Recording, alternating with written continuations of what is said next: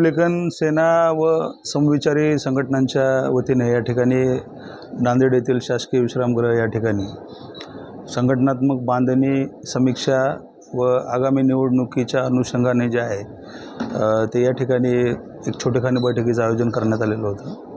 आणि बैठकीमध्ये आम्ही मंथन केलं की नांदेड जिल्ह्यामध्ये ज्या काही 9 विधानसभा आहेत आणि नांदेड लोकसभेची पोटनिवडणूक जी पुढच्या महिन्यामध्ये जे आहे ते त्याचा निवडणूक कार्यक्रम जाहीर होईल।